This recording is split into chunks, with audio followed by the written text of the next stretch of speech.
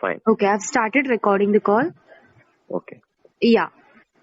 So, a very good morning to both of you. Good morning. Yes. So, previous lectures we have studied about. We have started with the first lecture, Sandeep. Yeah. Okay. Yes. Sanjeev and me have already gone through this three major points of it. That is introduction, key features of science, and then history of psychology as a science. Right, Sanjeev? Yes, Sandeep? yes. 4 pages, yeah. ठीक. Oh shit, both are Sanjeev and Sandeep. I'm going to get confused. Okay. So, well, I'll just take a quick recap so that it will be good for Sandeep as well. Okay? Yes, yes. Yeah. So, in introduction part, we have studied what is psychology and how is it is been classified from science. That is, there are three groups. That is physical science, physics, chemistry, geology, and then biological science, zoology, botany. You remember? Yes. And then social science, that is psychology, and then sociology, economic, Economy. and how is psychology different from it? Okay, and what is this chapter aiming towards? This chapter has covered few points that are key features of science, then is history, then is what are the research methods, right? I have to explain to you about the experimental method, survey method, yeah? Yes. Okay. So, I'll just take a quick recap of the key features of science. So, मैं बोलता हूँ. yes, so listen to me. See, there are key features of science. There are total 6 key features, right? Yes. Yes. So which are those? Can you name few of them? Yes, yes, yes. Yes, tell me. First is empirical evidence, Very nice. Yes. and second is objectivity. Yes. Third is scientific causality. Casual. Yes. Fourth is systematic. Exploration. Yes. Yes. Yes. Fifth is replication. Yes. Sixth is last predictability. Predictability. Very nice. Very nice. Okay, so I assume that you got everything whatever I have explained. Okay, so we have in the key features we have studied that how is this scientia, that is a Latin word, right? Yes. And then how it has been derived from philosophy and everything like that. How is that empirical? What is empirical evidence? Empirical evidence refers to acquiring information through direct observation. I have given you an example of the natural setting. A person sitting in a garden and observing the kids. How often do they get anxious or angry? Right? Yes. कितने frequency में ये लोग angry करते हैं इसका record चाहिए. So how will this person observe through an empirical evidence, right? Yes. Then I've given you an example of objectivity. Like Yeah. objectivity means the ability to see and accept the fact as they are. Like कोई conclusion पे नहीं आना है, right? ये सब बताया है ना मैंने आपको. Yes. ऑब्जेक्टिविटी में मैंने आपको बताया कि अगर कोई काला है, किसका रंग ऐसा है, या कोई you should be unbiased, right? Yes. कोई चीज को ये करने के लिए you shouldn't jump to a conclusion. Objectivity means that all sources of bias, prejudice, beliefs, wishes, values, you should keep this aside, right? उसके बाद पर्सनल ओपिनियन को नहीं देखा जाता ना. सॉरी ऑब्जेक्टिविटी में पर्सनल ओपिनियन को नहीं देखा नहीं, जाता. Yes, नहीं, right. ऑब्जेक्टिविटी में पर्सनल ओपिनियन को नहीं देखा जाता. अभी मैंने ना संजीव को लास्ट टाइम बोला था कि ऑब्जेक्टिविटी में कैसा होता है, अगर आप किसी चीज को ऑब्जर्व कर रहे हो, ओके, और आपने सोचा कि अगर आप नेचुरल सेटिंग में बैठे हो कि मुझे गार्डन में जाके बैठना है और देखना है कि कितने फ्रिक्वेंटली छोटे बच्चे जो है वो एंग्री हो जाते हैं, एंशियस हो जाते हैं. तो मैं क्या करूंगी, अगर कोई बच्चा रो रहा है तो मेरा खुद का प्रेडिक्शन नहीं लगाऊंगी कि अरे रो रहा है, गिर चुका होगा इसलिए रो रहा है, या Yes. अरे ये रो रहा है इसके कपड़े भी फटे हुए हैं, कोई तो ना मतलब पुअर फैमिली से आ रहा होगा, ये ऐसा ही होगा. नो, कुछ भी हो सकता है. So Right. I shouldn't predict that. I should just observe and write it down. Okay. Then scientific causality. Now what is causality? Scientific causality is the relationship between causes and effects. Okay. Yes. I'm taking the dig into this once again because who is the new one? Sandeep, right? Yes. Yes. इसलिए मैं थोड़ा detail में जाके फिर से explain कर रही हूँ. I take 15 minutes about. Okay, so Yes. Systematic exploration. So इसके बारे में भी आपको बताया कि systematic exploration is what? Sequence. एक प्रॉपर सीक्वेंस से जाना चाहिए. अगर मैं कोई रिसर्च कंडक्ट कर रही हूँ तो मैं ऐसा नहीं करूंगी कि भाई चलो मैं पहले कंक्लूजन लिखती हूँ, इसका कंक्लूजन यही होगा और उसके बाद मैं कोई रिसर्च कंडक्ट करती हूँ. No, I should go with a sequence, like say introduction, then an abstract part, then methodology, whatever. Okay, so it should be a sequential, it should be a procedure, right? कि अगर कोई problem है, आपने वो corona virus के बारे में ही बताया था, तो प्रॉब्लम है, पहले identifying the problem, then the formulation of hypothesis. Identifying the problem is what? कि हाँ कोरोना वायरस चल रहा है. Formulation of hypothesis. हाइपोथेसिस क्या है? कि इसकी वजह से लोग बीमार पड़ रहे हैं. Then collection of facts. Facts क्या है? कि कोई लोग मास्क नहीं पहनते, ये नहीं पहनते, इसकी वजह से इन लोगों के शरीर में ये वायरस जा रहा है. अब एनालाइजिंग द फैक्ट्स, इसके लिए क्या कर सकते हैं, कैसे इसको सिक्वेंशियल अरेंज कर सकते हैं, कैसे लोगों को ये अवॉइड किया जा सकता है. Okay, then scientific generalization and predictions. ये सब सीक्वेंस है, सीक्वेंस की तरफ से ही जाना चाहिए. ये सिस्टमैटिक एक्सप्लोरेशन में बताया जाता है. Now what is replication? Am I going a little bit faster? No. No? Is that fine Sandeep, especially Yes, for yes. You? ठीक है. Is that fine? Yes. Yes. Okay, so replication. Replication is what? That is reducibility of scientific knowledge under same circumstances, stated anywhere, anytime. आपने बताया था मैं कौन से भी place पे हूँ, कहाँ पे भी हूँ, लेकिन ये चेंज हो सकता है, right? I Yes. told you, yeah. Then is predictability. Predictability is a very important feature of science, I told you. Yeah, and then scientists do not merely describe the phenomena being studied, but also attempt it and make predictions accordingly. Prediction का भी मैंने आपको example देके बताया था कि कैसे ये लोग मतलब क्या करते हैं कि कोई स्टडी ऑलरेडी कंडक्ट किया है, राइट? सो दे प्रेडिक्ट फ्यू थिंग्स. ओके, कि बहुत सिचुएशन में ये अगर सच हो रहा है, so that's a predictability. Moving further, so इस की फीचर्स हो गए साइंस के, 6 की फीचर्स हो गए. Empirical evidence, objectivity, scientific Scientific casualty, causality, systematic systematic exploration, replication, replication and predictability. predictability. Yes, तो अगर ना एग्जाम में मैं आपको एक बात बताती हूँ, this key features is very important question from this chapter. Okay, very important question. Mostly they ask for exams. Okay, so if you write 6 of them, हर एक के नीचे अगर 4 लाइन भी लिखोगे ना, that's more than enough. But write the relevant thing. Yes, tell me. मेरा ना एक कंफ्यूजन जा ही नहीं रहा है.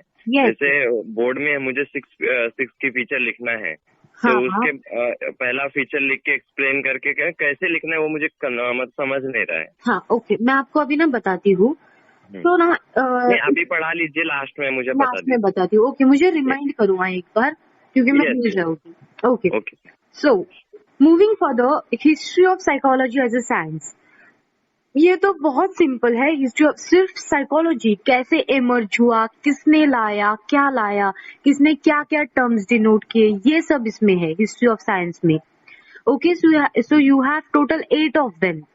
Yes. Okay, so first very basic thing, एक भी पॉइंट लिखोगे ना मतलब तो भी फटाफट से मार्क्स मिलने चालू हो जाएगी. History of psychology as a science बताया, एक 5-6 पॉइंट्स तो आपको मतलब याद हो गए ना, रिमेम्बराइज करोगे ना आप, तो you can get easily marks. Okay, so पहला point is what? Psychology begins as a branch of philosophy. This is a very basic thing. आपको पहले से पढ़ाया जाता है ये कि the origin of psychology dates back from ancient Greece. Then psychology did not emerge directly as a science, but psychology was a branch of philosophy until dash. दीदी मुझसे ना क्वेश्चन पूछ लीजिए फिर एक्सप्लेन कीजिए, क्योंकि मुझे भी लगेगा मुझे कितना याद है कितना नहीं. Yes, yes, sure. So psychology was a branch of philosophy until dash. 1870 पहले. Yes, yes, very nice. Yes. Okay, now psychology emerged as a separate discipline in dash. 1879. Very nice. And dash, a German psychologist. William Wundt. Yes, William Wundt. And where was that laboratory located? Leipzig, Yes, in University of Leipzig University of in German. हाँ German. Okay. Yes. और ये second point हो गया. Third मैंने आपको क्या बताया? Emergence of structuralism. हाँ. स्ट्रक्चरलिज्म Edward के बारे में B. बताओ. William Wundt, he student Edward B. Titchener. Titchener. Yes, William wound का जो स्टूडेंट था Titchener, he advocated structuralism. Okay. And William wound use the method of, William wound ने पहले कौन सा मेथड यूज किया था? सब ऐसा मतलब बिखरा हुआ था कि भाई कौन सा सेंस एक्सपीरियंस है, कुछ सेंसेशन है, परसेप्शन है, इस सबको एक नाम दिया, एक साथ लेके इतने नाम दिया टिचनर ने. वो नाम क्या दिया? स्ट्रक्चरलिज्म. ओके. और इसकी वजह से रिकॉग्नाइज हो गया. उसके बाद emergence of, do you remember after Titchener, who is the next one related to the previous name? Related to, no. William James. Okay. Yeah, so William James advocated functionalism. Yes. Right. So functionalism. Yes. And William James is known as father of dash. America. Yeah. American psychology. American is what? America, residents of American. We are in, this is an Indian country. I am an Indian because I stay in this country. So he was staying in America and he was a resident of America. So he's known as American psychology. Father of American psychology. Okay. And he emphasized on the study of what? You might not remember this, but human conscience. See, only three sentences and done with answer. Textbook में ही इतना दिया है. Yes. 3 sentences लिखोगे ना, आपको full marks मिलेगा. Okay. बाकी का कुछ लिखो ही मत, because textbook अगर इतना बताती है ना, write the relevant thing. You are going to get marks. I'll explain that. Okay, now emergence of psychoanalysis. Sigmund Freud. Very nice, Sigmund Freud. And what has he focused on? Unconscious mind. Okay, keep these things in mind. क्या है ना, आपको नाम पता है ना अभी, तो what you can do is नाम लिखो, उसके साइड में ये लिखो, क्या उसने क्या ढूंढा है वो लिखो. So that 2 सेंटेंस हो गए. एक तो नाम बताया आपने कि फंक्शनलिज्म इसने लाया था, और दूसरी बात आपने ये बताई कि इसने ह्यूमन कॉन्सेप्ट लाया था. हो गया ना आपका पूरा आंसर. Yes. तो ऐसा करोगे ना तो it will be easy for you as well. Framing the sentence is up to you, but writing the appropriate thing is very important, relevant to text book. Okay. Now emergence of behaviourism किसने advocate किया? ये John B Watson. Yes, very nice, Watson. और उसने क्या study किया? उसने पहले reject किया, कुछ तो रिजेक्ट किया. क्या रिजेक्ट किया? जो पहले साइकोलॉजिस्ट ने स्टडी किया था 2 चीज. क्या? Human conscience and unconscious mind. ये रिजेक्ट किया. राइट. और उसने क्या बताया कि ये कुछ नहीं होता, जैसा लोग बिहेव करते हैं ना उसको पहले ठीक से ऑब्जर्व करो और उसको एक कंक्लूजन पे लाओ. Okay. If he is upset, दिख रहा है कि रो रहा है, कुछ कर रहा है, तो हाँ एक कंक्लूजन पे आओ उसके बिहेवियर के ऊपर से. अनकॉन्शियस माइंड वगैरह सब उसने रिजेक्ट कर दिया. ओके. उसके बाद you have humanistic psychology. Who got this? Carl Roger. Yes, very nice. Humanistic psychology Carl Roger ने लाया. तो अभी कितने हो गए देखो. टिचनर ने क्या लाया? Structuralism. Repeat after me. Titchener is structuralism. Yes. Then is William James functionalism. Then is Sigmund Freud is psychoanalysis. Yes. Behaviorism is John Watson. John B. Watson. Yeah. Yes. And then is Carl Roger is humanistic psychology. Yes. हो गए इतने points. Yeah. The last point is emergence of cognitivism. So Ulrich Nietzsche. Yeah. Okay, emergence of. सी देखो, अभी आपको answer कितने marks के लिए पूछा जाता है?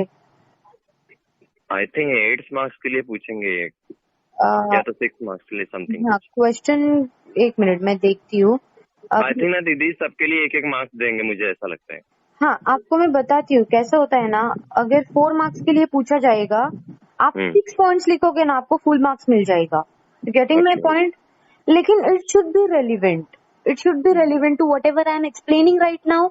मैं जो भी एक्सप्लेन कर रही हूँ ना, एग्जाम्पल जो मैं आपको दे रही हूँ वो टेक्स्ट बुक में नहीं है। Let me clear few things out. वो टेक्स्ट बुक में बिल्कुल भी नहीं है। मैं ये आपकी बेटर अंडरस्टैंडिंग के लिए दे रही हूँ, so that you'll get to know few things very clearly, so that concept is very clear to you. Okay, ये एग्जाम्पल आप मत लिखो एग्जाम्स में, लेकिन जो भी मैं आपको दूसरा एक्सप्लेन कर रही हूँ, जो वर्ड्स जो टर्म्स यूज कर रही हूँ ना, वो अगर आप प्रॉपर लिखोगे एग्जाम्स में तो आपको फुल मार्क्स मिल जाएंगे। ओके, अगर 4 मार्क्स के लिए क्वेश्चन है, अभी इसमें 8 पॉइंट्स है, आप 6 भी लिखोगे ना, you'll get full marks. Okay, you getting my point? Yeah, but it should be relevant. कुछ भी एग्जाम्पल पूरी 1.5 पेज का एग्जाम्पल लिख दोगे, कुछ फायदा नहीं है। ओके, या लिखो पॉइंट टू पॉइंट। या, point two point. I told you, right it short but relevant, very relevant. Okay, then we have studied research method. I've told you, experimental method. And I've given you a lot of examples on this, about this coronavirus, right? Like how is the problem being identified, then how the hypothesis. Hypotheses are developed, then experimental design, and then standardizing the experimental procedure, then conducting the experiment and collecting data, analyzing data, and then drawing a conclusion. Then for so and so reasons this person are upset, and or for so and so reason कोई भी conclusion है तो उसके hypothesis के हिसाब से they give a conclusion. Okay, and then I told you 4 important features of experimental method. They have been stated in an statements, that is experimental method is one of the most objective method of collecting data. It enables accurate observation and so and so. Okay, तो अभी इधर तक खत्म हो चुका था हमारा last lecture. Okay, moving further, अभी रिसर्च मेथड में I told you 5 total research methods. Could you at least name 2 or 3 of them? First is experimental method. Then is identify. No, not about that. See, within research method, okay, you have 5 main research studies or methods. First is experimental method, which we already studied. Keep that aside. Experimental method में ये पूरा आ गया, identifying the problem, hypothesis, blah blah blah, ये सब आ गया इसमें।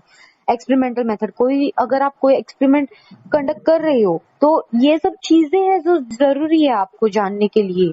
Okay, आप पहले प्रॉब्लम जानोगे, उसके हाइपोथेसिस निकालो, तब भी आप एक्सपेरिमेंट कंडक्ट कर सकते हो।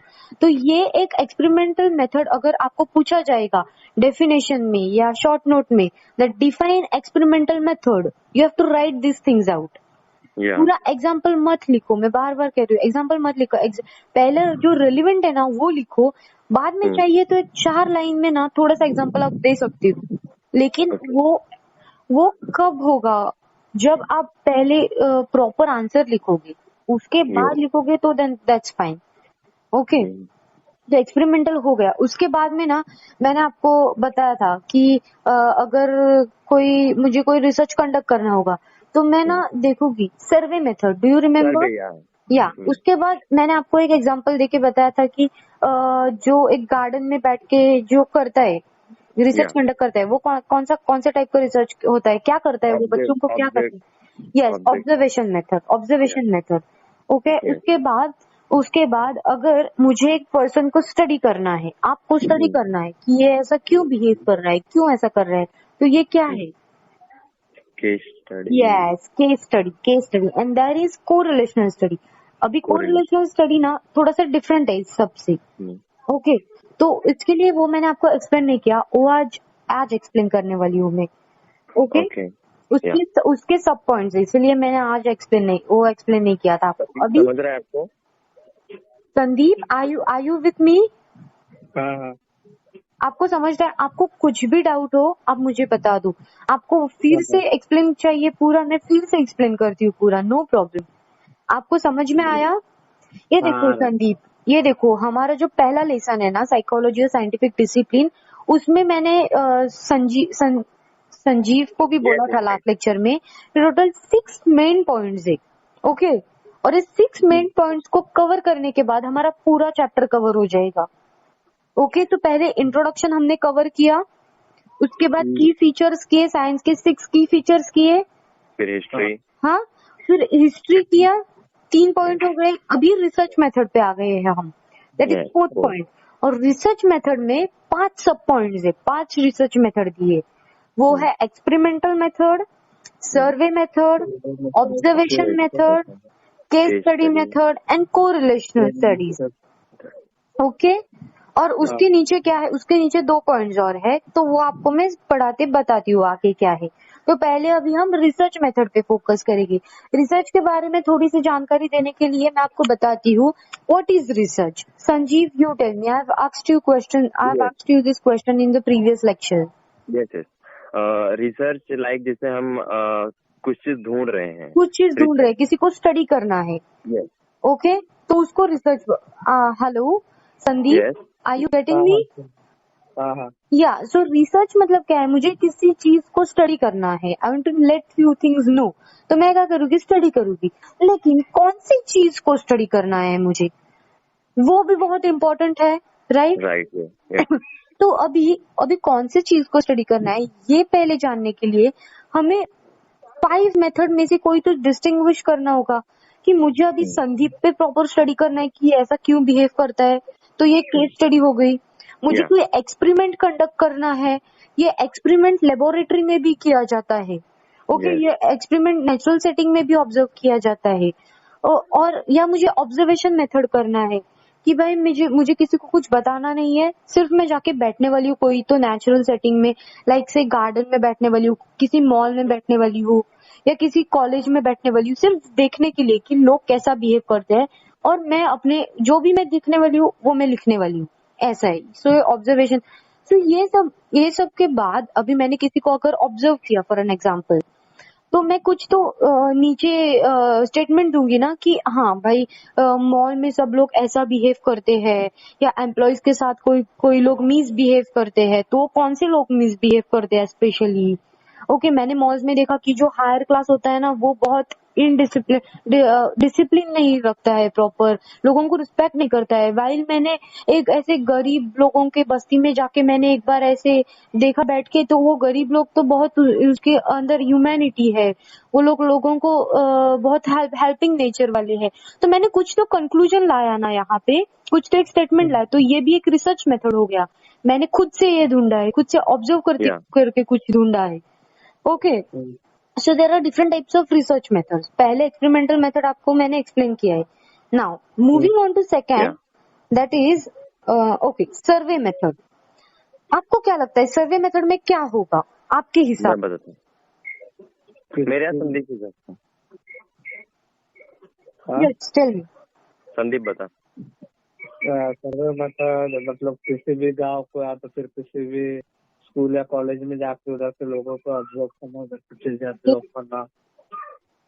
थोड़ा सा लाउड बोलो, हाँ, मुझे ये सुनाई नहीं दे रहा है ठीक से, थोड़ा सा लाउड बोलो।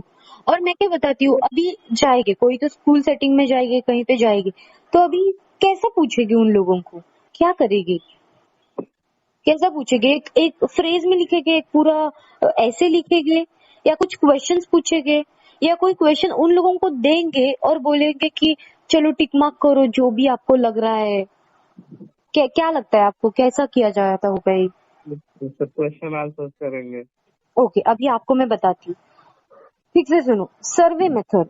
सो a survey method is defined as a research method used for collecting data. Collecting data is क्या? Information collect करने के लिए from a predefined group of responses sample to gain information and insight on various topics of interest. तो survey method क्यों collect किया जाता है कि अभी मुझे सर्वे करना है कोरोना वायरस की कि कितने लोगों को ये अफेक्ट हो चुका है, तो मैं क्या करूंगी, एक सर्वे कंडक्ट करूंगी। ये ऑनलाइन भी हो सकता है, ऑनलाइन मैं एक पीडीएफ बनाऊंगी और वेरियस ग्रुप्स को भेजूंगी, और अभी मैंने जो पीडीएफ बनाया है ना, वो आप खोलते ही आपको आएगा कि आपका ईमेल एड्रेस दे दो या फिर आपका कॉन्टेक्ट नंबर दे दो। तो क्या होगा, मुझे डेटा मिलेगा आपका कि इस बंदे ने कोई तो फॉर्म फिल किया है और इसके रिस्पॉन्सेज ये है। तो अभी मैंने वेरियस ग्रुप पर सर्कुलेट किया। ओके, तो अभी इंटरनेट का ही जमाना है, तो बहुत लोगों को मिल गया ये। तो किसी लोगों ने ये भर भी दिया है, तो मुझे 100 लोगों को अगर चाहिए कि 100 लोगों का रिस्पॉन्स चाहिए, मुझे 100 लोगों का रिस्पॉन्स मिल गया, घर बैठे बैठे ही मिल गया। मैंने सिर्फ क्वेश्चनियर तैयार किया था, रेडी किया था। Okay, getting my point. अगर कोई रिस्पॉन्स देगा ना, तो ये मुझे यहाँ पे क्लिक हो जाएगा कि इस ईमेल एड्रेस के बंदे ने ये क्वेश्चनर फिल किया है और इसके रिस्पॉन्सेज ये है। ओके, सो सी, ये क्या होता है, survey method such as political option then consumers preference etcetera. Survey method makes use of questionnaires, checklist, rating scales, inventories, then interviews etcetera to collect the required information. अभी सर्वे मेथड में क्या किया जाता है कि क्वेश्चनियर्स बनाते हैं।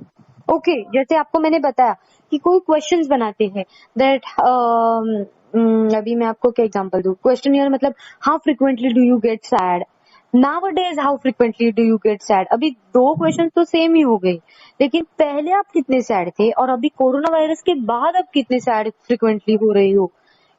अभी इसके बाद मुझे कुछ तो कंक्लूजन मिल जाएगा ना, अगर 100 लोगों ने अगर उसका जवाब दिया दैट पहले I used to go to different places, I used to enjoy my life, लेकिन अभी लॉकडाउन चल रहा है, कोरोना चल रहा है, घर पे बैठ बैठ के मैं पक गया हूँ, मेरी वाट लग गई है, तो इसकी वजह से आई एम सैड, या फिर मेरा फैमिली इनकम नहीं है, इसकी वजह से आई एम सैड।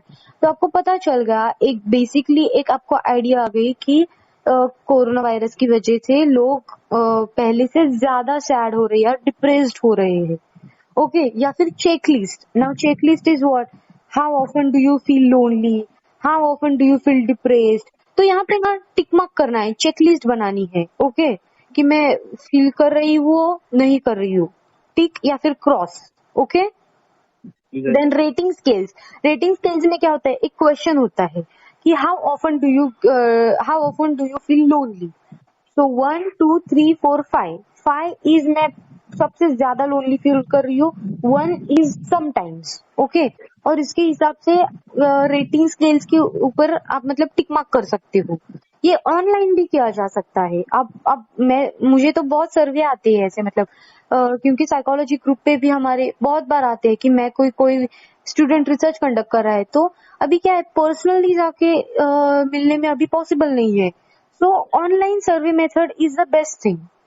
ओके, उसके बाद इंटरव्यूज किए जाते हैं, जैसे मैंने आपको बताया अभी मैं कोई रूरल एरिया में जाके इंटरव्यू करूंगी, कोई हाई क्लास एरिया में जाके इंटरव्यू करूंगी, तो मुझे पता चल जाएगा कि इन लोगों की प्रॉब्लम्स क्या है, उन लोगों के प्रॉब्लम्स क्या है, और उसके हिसाब से मैं एक कंक्लूजन पे आऊंगी कि कोरोना वायरस जो फैल चुका है उसको सिर्फ रूरल पीपल को ही अफेक्ट हो गया है या अपर क्लास को ही अफेक्ट हो गया है, दोनों के कौन से टाइप के डिप्रेशन है। अभी रूरल पीपल बता रहे हैं कि हम लोगों को ट्रैवलिंग, हम लोगों को घर जाना है, हम लोगों को खाने पीने के वांदे हो चुके हैं, while this higher class people are like no, we are our business have been shut down, we are not able to earn that much, जितना हम पहले अर्न कर चुके थे उतना हम नहीं कर पा रहे हैं इस लोगों के। तो so there are different types, right, and you can able to figure out इस सर्वे के हिसाब से। okay, are you with me? Yes. Okay, am I going a little bit faster? No. No? Okay. So, the survey method is largely used by social psychologists, educational psychologists and industrial psychologists. Okay, now who are these psychologists? Psychologist मतलब जो मतलब psychology करने के बाद, masters करने के बाद जो ग्रेजुएट हो जाते हैं, तो ये क्या करते हैं, देयर आर डिफरेंट, साइकोलॉजी में भी बहुत डिफरेंट ब्रांचेस है। तो देयर इज सोशल साइकोलॉजिस्ट कहाँ पे काम करते हैं, एनजीओज में वगैरह काम करते हैं।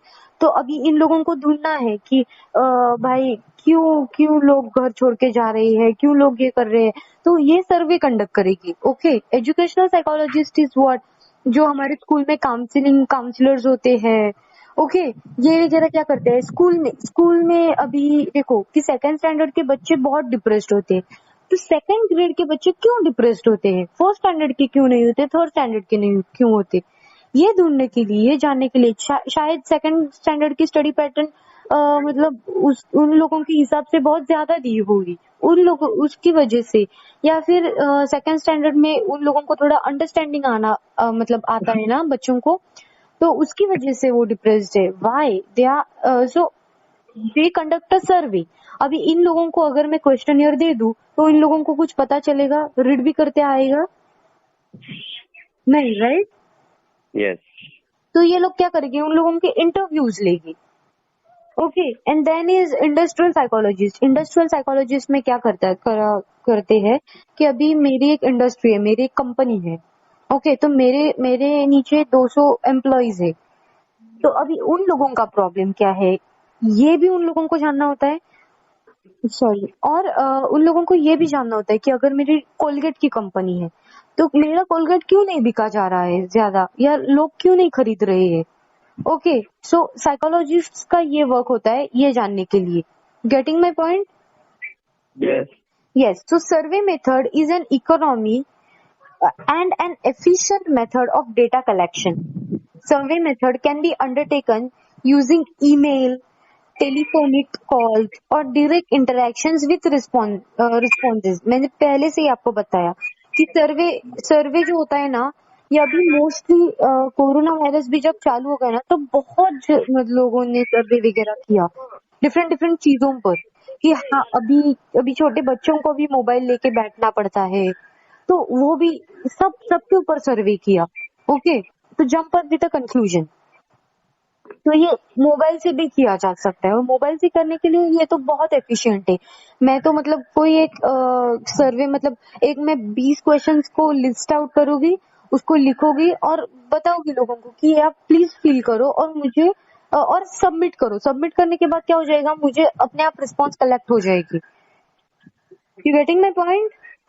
यस यस, सो सर्वे मेथड हो गया। अभी observation method. Now observation method is a research method which is very useful in the areas where experiments cannot be conducted. It's a method in which behavior is observed in a natural or laboratory setting. Observation carried out in a natural setting is called natural observation, and observation carried out in a laboratory setting is called controlled observation. Okay, so Yes. Observation method के बारे में मैंने आपको पहले ही बहुत बताया कि अब अगर मुझे कोई चीज को ऑब्जर्व करना होगा तो मैं क्या करूंगी, किसी भी प्लेस में जाके बैठूंगी और सिर्फ हाथ में एक पेपर और पेन लेके बैठूंगी, जैसे मैं कोई हो ही नहीं, किसी को क्वेश्चन भी नहीं पूछूंगी, मैं कुछ भी नहीं पूछूंगी। I will just go sit and I will observe that person. Okay, तो ये अभी नेचुरल सेटिंग में भी हो सकता है और लेबोरेटरी सेटिंग में हो सकता है। लेबोरेटरी सेटिंग में कैसा हो सकता है कि अभी 20 लोगों को बोला गया है कि तुम लोगों का एक्सपेरिमेंट कंडक्ट करना है। किसके बारे में एक्सपेरिमेंट कंडक्ट करना है, क्या कंडक्ट करना है, ये नहीं मैं बताऊंगी। ओके, अभी ना हम लोगों को लास्ट ईयर ये था, मैं आपको एक एक्सपेरिमेंट बताती हूँ। तो are you able to hear me? Yes, so अभी एक आपको एक्सपेरिमेंट बताती हूँ। तो दो लोगों को एक लेबोरेटरी में लाया गया, उन लोगों को नहीं बताया कि किस बारे में एक्सपेरिमेंट कंडक्ट करना था, लेकिन एक्सपेरिमेंट किस बारे में कंडक्ट करना था कि अगर मुझे कोई चीज चाहिए, ओके, तो मैं क्या करूंगी, मतलब अगर मुझे दूसरों को कोई चीज देनी है तो मैं क्या करूंगी, अगर कोई अजनबी है so what I will try to do कि मैं कोई उन लोगों को फिक्र नहीं करती, मुझे कुछ उन लोगों का फर्क नहीं पड़ रहा है कि उसको कुछ हर्ट हो रहा है, क्या भी हो रहा है, I don't care about them, right? ऐसा हम लोगों का ह्यूमन एटीट्यूड होता है। तो इन लोगों को क्या बताया गया, एक और ये भी उन लोगों को कंक्लूजन में लाना था कि अगर आप कोई गेम देख रही हो, आप कोई वीडियो देख रही हो, अगर वो वायलेंट वीडियो हो, मतलब कैसा कोई फाइटिंग और बहुत बंदूक से ये वगैरह कर रहे हैं, तो उसके हिसाब से आपको अगर कुछ फर्क पड़ रहा है या नहीं पड़ रहा है। ओके, ये उन लोगों को ढूंढना था। तो इन लोगों ने क्या किया, दो पीपल को लेबोरेटरी में लाया गया, उन लोगों को बताया कि तुम लोगों के हमको कुछ एक्सपेरिमेंट कंडक्ट करना है। उन लोगों को रिक्वेस्ट वगैरह करना पड़ता है, एक फॉर्म उन लोगों से भर के लेना पड़ता है कि कुछ भी हम लोग आपको हर्ट नहीं करने वाली। ओके, ये ऐसा एक्सपेरिमेंट मतलब ऐसा पेपर वगैरह लिख के लेते हैं। तो अभी उन लोगों को क्या किया कि लेबोरेटरी में लाया, उन लोगों को बताया आपके ऊपर कुछ एक्सपेरिमेंट करना है, और अभी दोनों को डिफरेंटली बैठाया गया। एक पर्सन को बहुत अच्छा वाला वीडियो दिखाया, मतलब कैसा, एकदम पीसफुल माइंड का सॉन्ग था और नाइस नेचर, और ऐसा इतना अच्छा दिखा, एकदम काम, पीसफुल, नाइस क्लाउड्स, ऐसा सब दिखाया। और एक बंदे को क्या दिखाया कि बहुत कुछ वायलेंट, फाइटिंग, ये वो सब चल रहा है। ओके, और ऐसे 5 मिनट तक ये वीडियो चलता रहा। दोनों ने वीडियो देखा और दोनों को अभी ना क्या दिया, एक ग्लास ऑफ वाटर दिया, और दोनों को क्या बोला कि रेड सॉस जो होता है ना, जो बहुत तीखा होता है, तो आप उसके ग्लास में वो डालो और उसका वो पीना पड़ेगा। अभी आप जितना डालोगे उसको इतना तीखा लगेगा ना। तो जिसने वो एकदम पीसफुल वीडियो देखा था, उसने ज्यादा नहीं, थोड़ा सा ही डाला। वाइल जिसने ये वायलेंट वीडियो देखा था, उसने बहुत ज्यादा डाला इसके ग्लास में। You getting my point?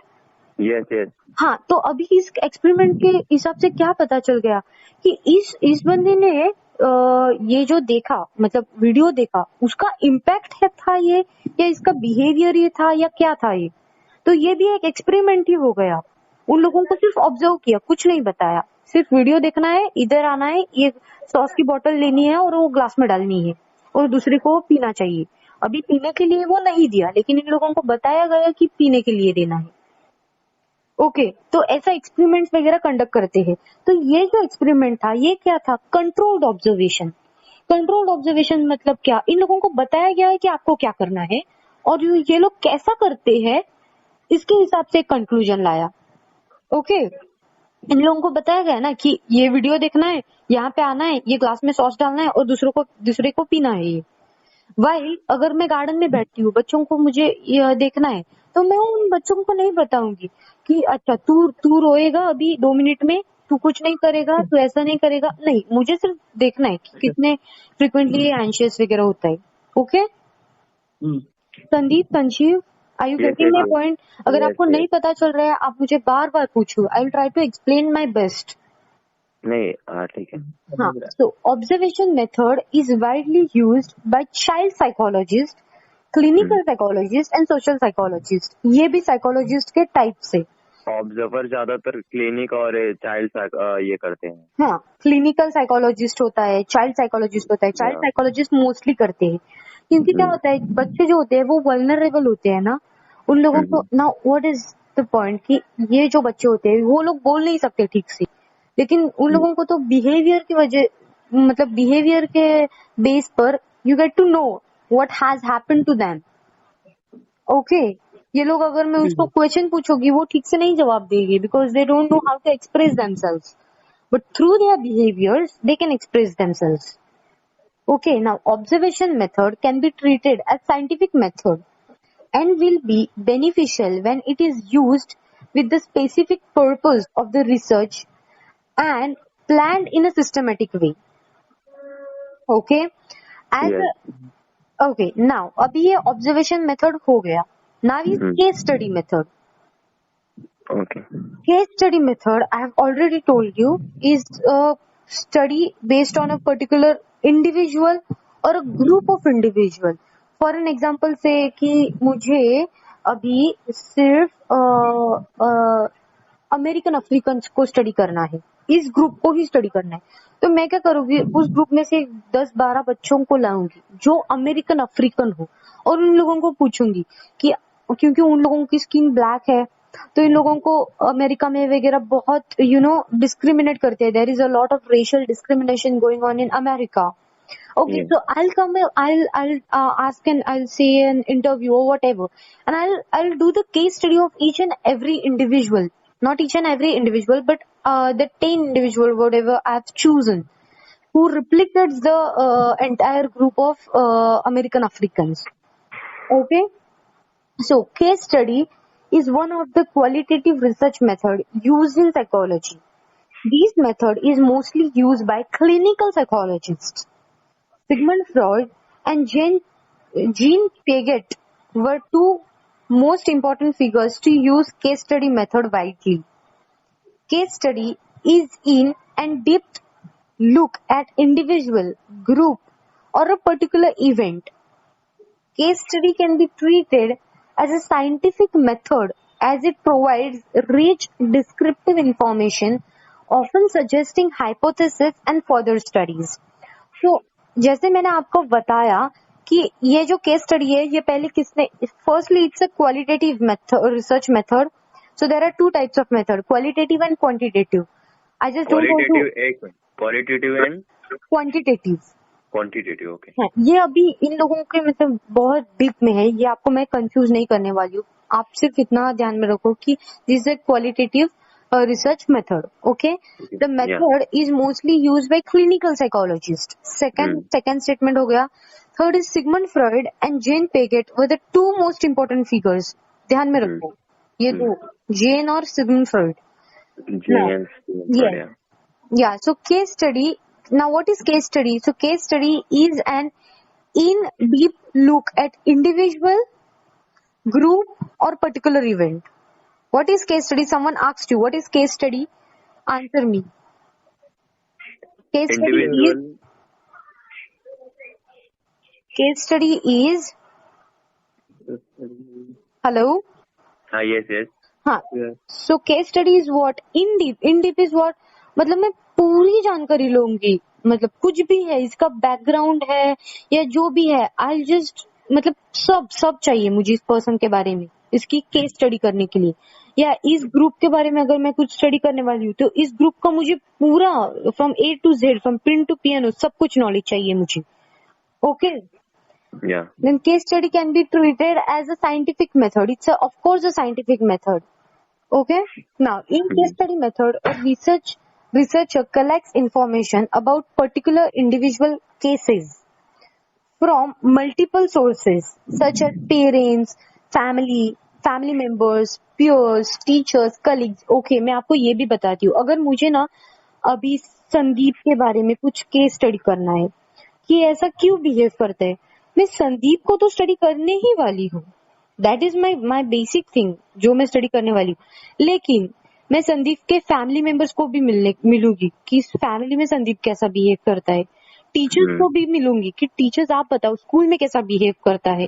उसके पीयर फ्रेंड्स को भी मिलूंगी, मतलब उसके कलीग्स को, उसके फ्रेंड्स को मिलूंगी, यहाँ पे कैसा बिहेव करते हैं. मुझे पता चल जाएगा कि अरे स्कूल्स में और पीयर्स के साथ तो बहुत अच्छा बिहेव करता है, फैमिली में नहीं कर रहा है ये बिहेव, क्यों नहीं कर रहा है, क्या प्रॉब्लम है इसका. Okay, I try to figure out and I come to a conclusion. और जब मैं कंक्लूजन में आऊंगी तब मैं उस कंक्लूजन को लेके इसको मतलब इसका बिहेवियर में चेंज करने की कोशिश करूंगी. Okay. Now a researcher while using case study method may use several techniques like observation, interview, psychological test, etc. to collect information about particular individual. अभी मैंने आपको जैसे बताया कि अगर मुझे संदीप के बारे में कोई चाहिए, इंफॉर्मेशन चाहिए, तो मैं इसको ऑब्जर्व भी करूंगी. कभी तो मतलब स्कूल में या कुछ ऐसी चीजों में जहाँ पे मुझे पता चल गया, उसके मॉम ने मुझे बताया कि ये यहाँ पे अभी जाने वाले, तो I will just observe him कि ये कैसे बिहेव करेगा वहां पे. ओके. या फिर उसकी मैं इंटरव्यू कलेक्ट करूंगी, साइकोलॉजिकल टेस्ट लूंगी कि आप इंटेलिजेंस टेस्ट पे कहाँ बैठते हो, या बहुत टेस्ट होते हैं वैसे बिहेवियर के वगैरह. ओके. तो ये सब कंडक्ट करूंगी और उसके बाद एक कंक्लूजन पे आऊंगी कि what is actual problem. You getting my point. अभी ना मैं आपको एक एक्टिविटी दी है यहाँ पे बुक में. ओके. सो वो एक्टिविटी मैं आपको पढ़ के सुनाती हूँ, जस्ट लिसन टू इट. मतलब एक अंडरस्टैंडिंग की यहाँ से, मतलब एक बॉक्स में दिया गया है उसको. ये मुझे नहीं लगता एग्जाम में वगैरह कुछ पूछा जाएगा, लेकिन I just read it once. Okay. So read the following well and no classical case.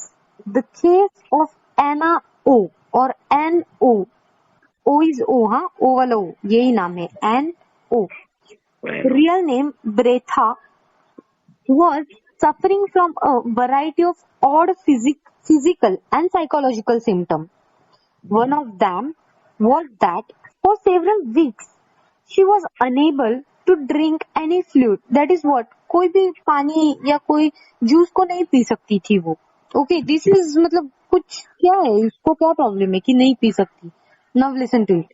Anna O will pick up the glass of water, but as soon as it touches her lips, she will push it away like someone suffering from hydrophobia. Anna दीदी, O, yes. ये ना same ऐसा ही है मेरे English के इसमें, ऐसा for example दिया गया है, सेम ऐसा ही है. अच्छा, ओके. ये क्या? ना आपको केस स्टडी का एक मतलब बोला है, मतलब एक केस स्टडी की है ना, ये बहुत फेमस केस स्टडी है. यस. ओके, ये सिगमंड फ्रॉइड ने स्टडी किया था, आपको नीचे पता चल जाएगा. तो इसको अभी आप पढ़ोगे ना तो आपको पता चल जाएगा कि एक्चुअल केस स्टडी क्या होता है. अभी इसको बताया गया है कि जो एना है, इसको एना नहीं, इसका एक्चुअल नाम है ब्रेथा.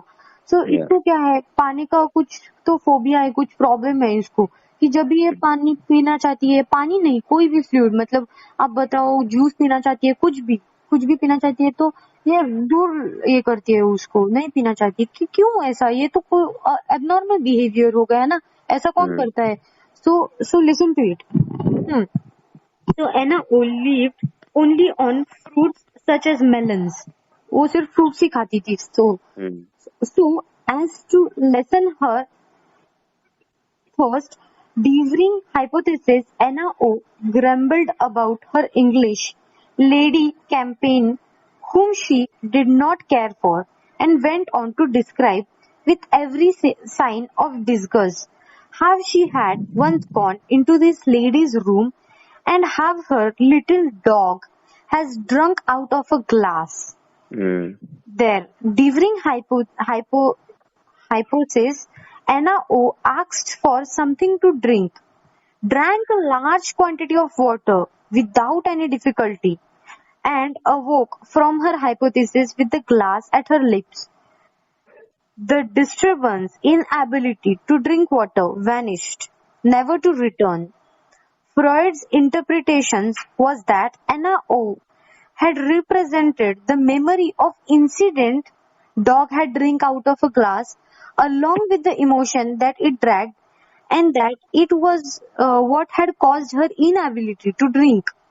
Furthermore, during hypnosis, Anna O's recollection of the incident along with her expression of emotion had represent caused the symptom to go away. अभी क्या हो गया, ये क्यों नहीं पानी पीती थी, क्योंकि जब भी वो पीने की कोशिश करती थी, she used to always memorize that incident that has happened long back with that dog attack. Okay, उसके वजह से. तो अब ये कैसा पता चल गया, उसको पूछते पूछते क्वेश्चंस पूछते पूछते उसके मतलब मुंह से आ गया. ओके, और ये वो बोलने के बाद शी गॉट फ्री, कि मतलब अभी इसको बता दिया कि ये प्रॉब्लम है, और वो बताते बताते उसने एक ग्लास पानी भी पी लिया. एंड दैट फोबिया, और दैट फोबिया मतलब डर नहीं था उसको, लेकिन वो जो भी चीज थी वो चली गई. Okay, now moving further, that is correlation studies. There are certain scientific studies which makes use of correlation as a statistical tool to understand the relation among variables. Such as studies are called correlational studies. Sandeep, are you able to understand? Because आप कुछ बता नहीं रहे हो. मैं समझ रहा. समझ रहा है ना, आपको कुछ नहीं समझ रहा है तो प्लीज आप मुझे बताओ. ओके, क्योंकि मुझे नहीं पता कि आपको क्या समझ रहा है क्या नहीं समझ रहा है. मैं एक्सप्लेन करते जा रही हूँ, लेकिन आप बता दो, मुझे कट कर दो चाहिए तो, कि नहीं ये समझ में आया. Please explain me. Okay, correlational is a statistical tool used to measure the relationship of between two or more variables. अभी correlation क्या होता है, तो अगर कोई चीज है, इसको मुझे स्टडी करना है, so it's a correlation of two variables. Okay, it's a correlation of two variables.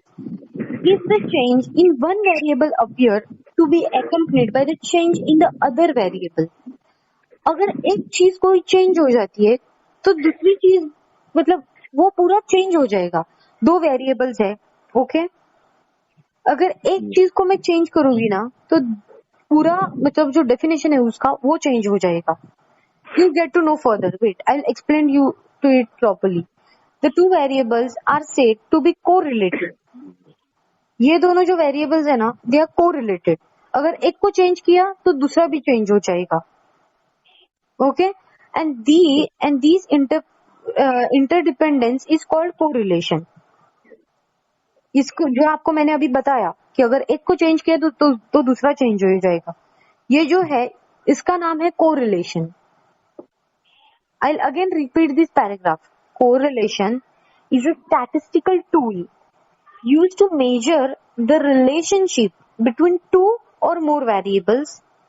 If the change in one variable appears to be accompanied by a change in the other variable, the two variables are said to be correlated, and this interdependence is called correlation. Okay? The extent of correlation between two variables is measured by correlation coefficients. Correlation coefficients क्या होता है अभी देखो। पहले correlation आपको पता चल गया कि दो वेरिएबल है और इस दो वेरिएबल का जो रिलेशन है एक दूसरे से, इसको बोलते हैं कोरिलेशन। मतलब अगर एक चेंज हो जाएगा तो दूसरा भी चेंज हो जाएगा, ओके। मतलब अभी आपको मैं कैसे बताऊं कि मतलब अभी वेरिएबल एक्स है और वेरिएबल वाई है। अगर वेरिएबल एक्स चेंज हो जाएगा तो वाई भी ऑटोमेटिक वेरिएबल वाई भी चेंज हो जाएगा, क्योंकि this both variables are correlated. पहले कोरिलेशन के बारे में उन लोगों ने बताया, अभी कोरिलेशन कोएफिशिएंट्स के बारे में बताया है। Correlation coefficients is always a number between -1.00 to +1.00. You getting my point? yeah. Correlation coefficient is always a number between -1.00 to +1.00. yeah. The sign plus or minus of a correlation coefficient indicates the strength of the relationship between the two variables. ये जो plus और minus है ना, ये इस दोनों के बीच का जो स्ट्रेंथ है वो डिनोट करता है कि ये प्लस 1.00 तक है या -1.00 तक है, ओके। तो क्या होता है +1.00 -1.00 और बीच में जीरो आता है ना। माइनस पहला नंबर कैसे जाता है, +1 2 3 4 5 जीरो है और उसके पीछे क्या है -1 -2 -3 ये है ना। हाँ, so there are 3 types of correlation. अभी कोरिलेशन में 3 टाइप्स है, ध्यान से सुनो। It's a positive correlation, there is a negative correlation and there is a zero correlation. Very simple. Negative कुछ भी नहीं। पॉजिटिव मतलब पॉजिटिव जीरो और ऊपर, नेगेटिव मतलब जीरो और नीचे, और जीरो मतलब zero.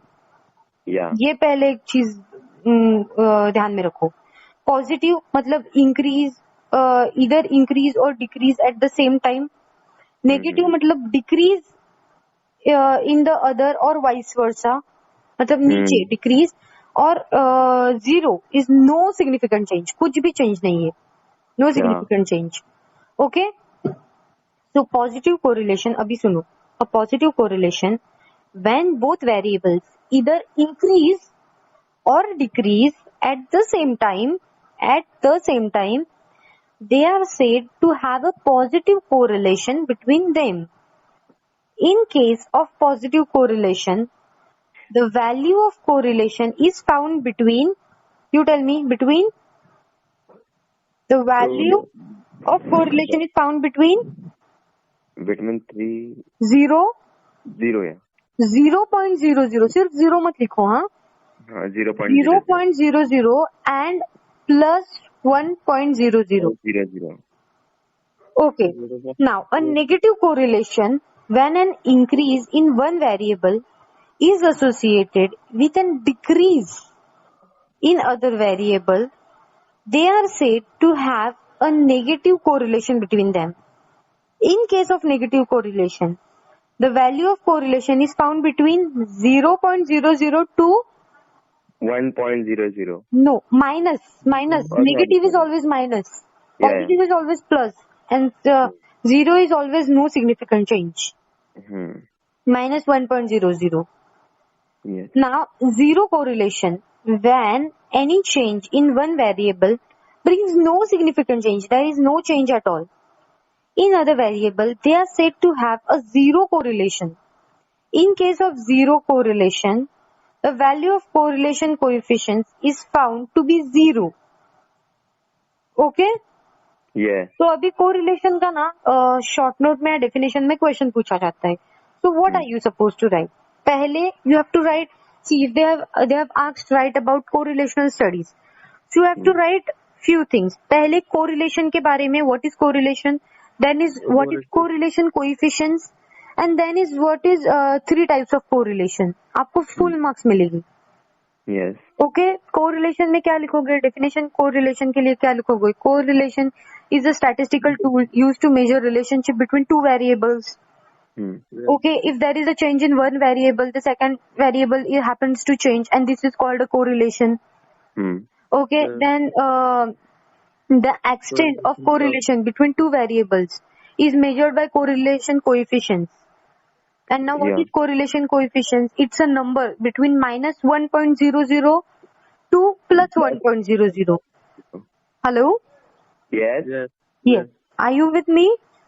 Yeah. Yeah. The sign plus or minus of correlation coefficient identifies the strength of the relationship between the variables. कितना पॉइंट्स हो गया आपका? 4-5 तो पॉइंट्स हो गया. हेलो, 5 पॉइंट्स हो गया. और उसके बाद 3 types you have to write down. That is positive correlation, that is positive is either increases और decreases at the same time. Yes, and second feature is that it should be between 0.00 and plus 1.00, right? And then negative is decrease in other variables and vice versa, and it's between 0.00 to minus 1.00. एक चीज ध्यान में रखो, जब positive का नाम बताओगे ना तब प्लस साइन चाहिए ही वहां पे. जीरो ये आप कांस्टेंट ये रखो, मतलब कोई भी बीच का आदमी रखो. ये जो बीच का आदमी है ना जीरो, ये जब प्लस की साइड से जाता है तब ये पॉजिटिव कोरिलेशन होता है. ये जब माइनस की साइड से जाता है तब ये नेगेटिव कोरिलेशन होता है. और जब ये अपनी जगह पे रहता है तो ये तब ये it's a neutral, it has no significant changes. Okay, so are you with me? Is it too much? समझ रहा है? Yes. Okay, now challenges in establishing psychology as a science. अभी इस पॉइंट में क्या दिया है कि साइंस को साइकोलॉजी को एस्टेब्लिश करने में इन लोगों को क्या क्या दिक्कत आई, क्या क्या प्रॉब्लम्स हो गए. किसी लोगों ने बताया कि साइकोलॉजी एज अ साइंस, हाँ ये बहुत इंपॉर्टेंट है. मतलब अभी साइकोलॉजी को एक साइंस का पार्ट बताया जाता है. क्यों? आप लोगों ने पहले देखा ना, साइंटिफिक कैजुअलिटी है, साइंटिफिक मेथड्स है, तो ये साइंटिफिक नाम क्यों दिया है इसको? इसकी वजह से बहुत प्रॉब्लम्स आ गई. देखते हैं अब हम क्या क्या होता है. Although psychology is considered to be a scientific discipline, it has many controversies. Controversies and criticism of psychology have been made on theoretical, practical, ethical, and philosophical grounds. The following controversies and criticism are the challenges in establishing psychology as a science. So, very first point is there are total 4 points. Okay. In challenge, there are total 4 points. First is psychology in pre-paradigmic state. Second is issues relating to objectivity and validity. Third is issues related to predictability and replicability. And then is objectifying humans. अभी आपने जो पहले study किया, जो पहले whatever you have studied, so उसके हिसाब से they have, अभी वो आपने स्टडी किया, वो ऑलरेडी स्टडी में है, लेकिन किसी फिलोसोफर ने या किसी ने साइकोलॉजिस्ट ने कुछ तो प्रॉब्लम्स क्रिएट किया। ओके फिर से नहीं, वो तो रहेगा ना पुराना। हाँ वो वाला है। अभी मैं फिर से रिकॉर्डिंग स्टार्ट कर दिया है मैंने। Okay this is second half. तो हाँ, तो कहाँ पे थे हम? Challenges in establishing psychology as a science. तो उसमें 4 है। पहले psychology in pre paradigmatic state in contrast to mature and natural science such as physics, chemistry. Psychology is a younger and social science. Okay? Though psychology is considered as a science, according to philosopher named Thomas Kuhn, psychology is still a pre-paradigmic state. Psychology has not succeeded yet in producing a culminative body of knowledge that has a clear conceptual core that is consequently agreed upon by experts in psychology. अभी सुनो, Thomas नाम का जो philosopher था, इसने बताया कि जो फिजिक्स, केमिस्ट्री ये जो होता है ना, ये लोग क्या करते हैं, ये प्रॉपर साइंस स्टडी करते हैं, केमिकल्स और ये वो सब। साइंस में तो यही आता है ना सब। तो इसने बताया कि ये प्रॉपर साइंस है और साइकोलॉजी जो है ना वो यंगर है। यंगर मतलब क्या, वो अभी उधर तक अभी पहुंचा नहीं है इतना, मतलब वो केमिकल नहीं स्टडी कर रहा है, ऐसा इसने क्वेश्चन किया।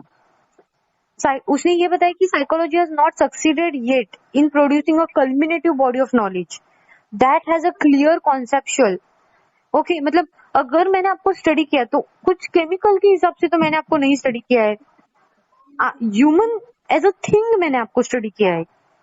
ओके, अभी कोई भी केमिकल के ऊपर से अगर मैंने आपको स्टडी किया होता तो कैसे होता है, अगर किसी केमिकल के ऊपर स्टडी किया तो उसको साइंस बताते हैं ना, इट्स अ साइंस का कोई रिसर्च या कोई कुछ भी एक्सपेरिमेंट कुछ भी।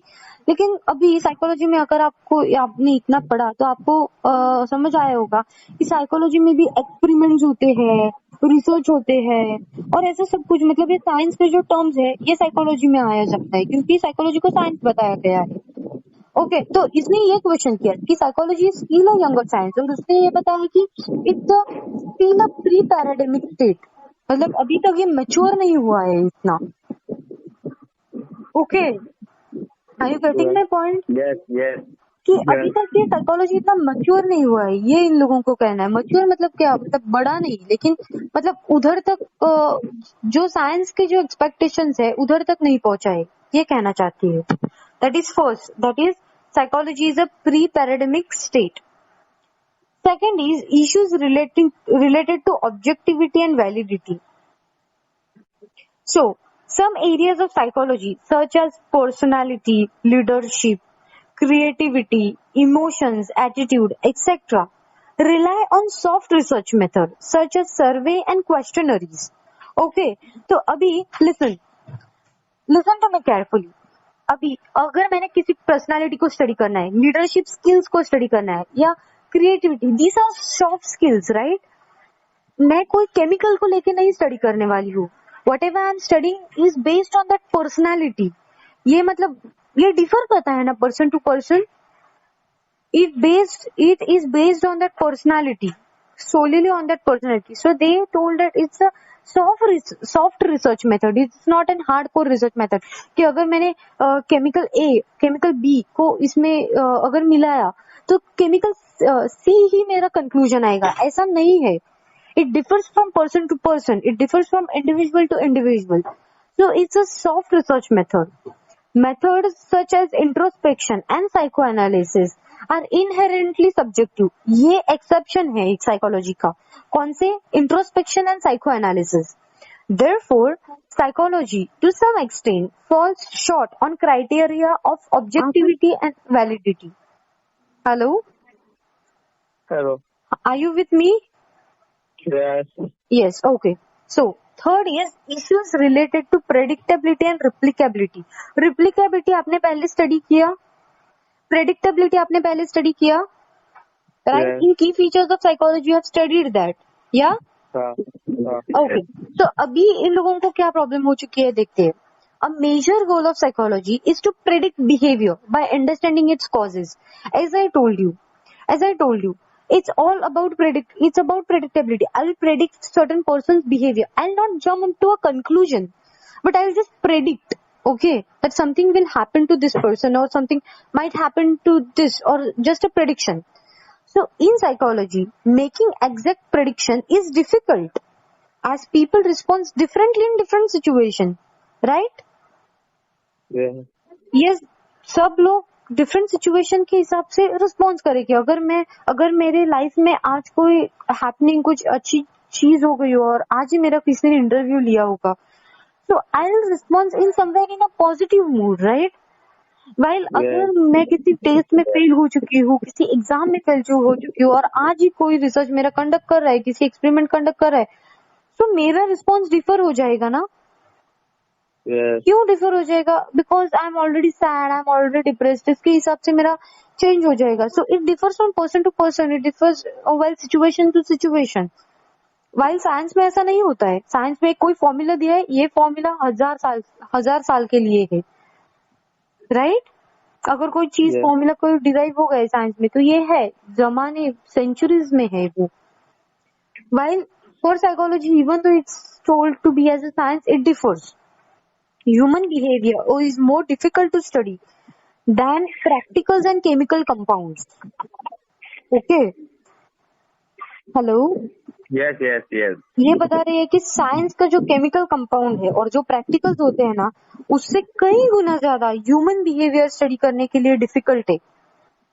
Okay, therefore the test results in psychology are more varied, harder to control and difficult to replicate. Okay. Yes. Are you Yeah. with me? कुछ प्रॉब्लम हो रहा है, कुछ दिक्कत हो रहा है, कुछ नहीं समझ में आ रहा है एक्सप्लेनेशन? समझ रहा है. समझ रहा है? आप लिख पाओगे एग्जाम में? यस जरूर. Okay, I will go through it again and again, don't worry. I revise it again and again so that आपके दिमाग में जब तक ये फिक्स नहीं होता पूरी concepts, I will do it again and again. दीदी टोटल कितना चैप्टर है इसमें? अभी ना देखो, लास्ट एक पोर्शन रह गया. अभी मैं आपका ये 4th कंप्लीट करूंगी और उसके बाद रैशनैलिटी, ये एक टॉपिक है. रैशनैलिटी का थोड़ा सा ही दिया है, वो भी एकदम इजी, आपको पता चल जाएगा. एक पेज रह चुका है. टोटल चैप्टर कितना है? टोटल साइकोलॉजी का चैप्टर टोटल 8 चैप्टर है. उसमें से 8 चैप्टर्स है, उसमें से एक चैप्टर आपका आज खत्म हो जाएगा.